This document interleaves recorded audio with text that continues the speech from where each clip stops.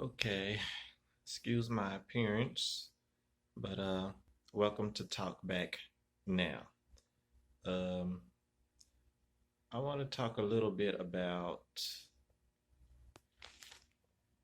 to be uncircumcised.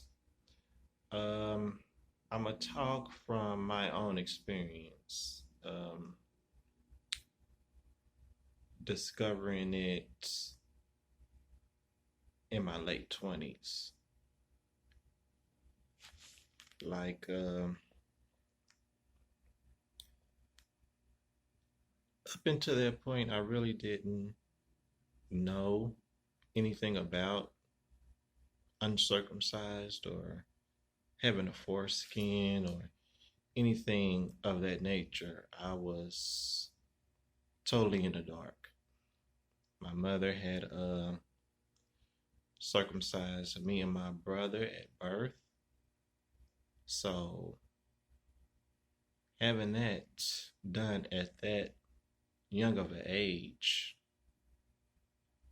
we had no idea that this had happened to us.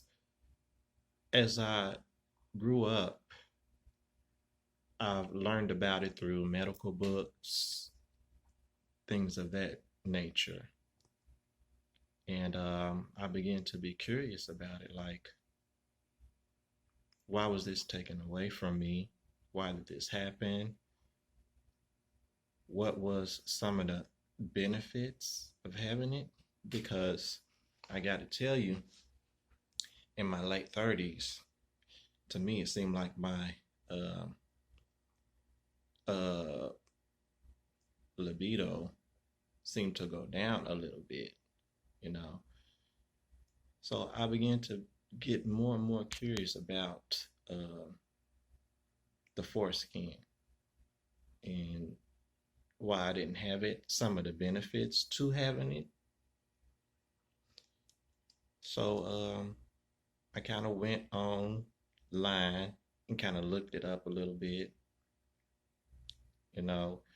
And at some point, I said, well, first, I ran across something online that said that you can go through a process of bringing your foreskin back or having a foreskin that looks almost identical to what you once had. So I said, okay, I think I'm gonna try that through a stretching and taping method, you know, stretching existing skin on your penis,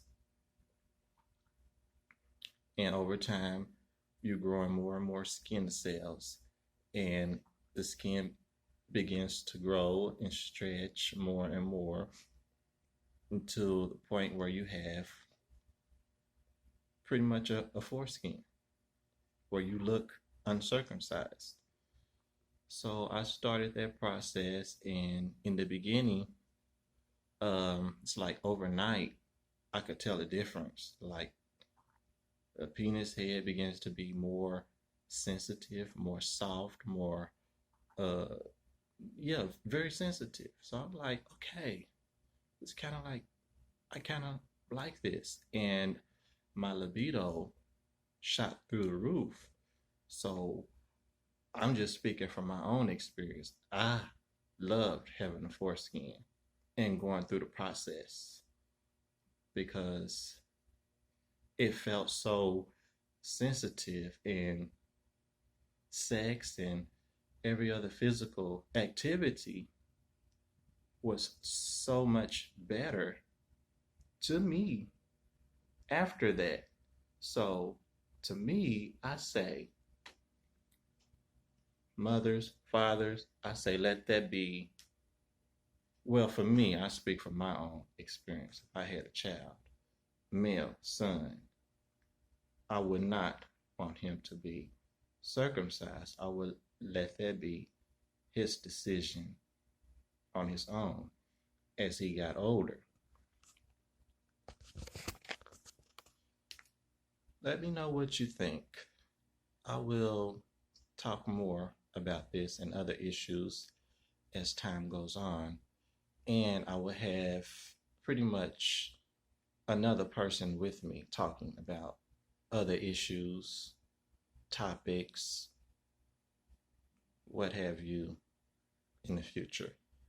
But, excuse me, just a short little clip to let you know what's coming ahead and what we may be talking about. Speaking from my own experience and topics. Let me know what you think. This is Talk Back Now.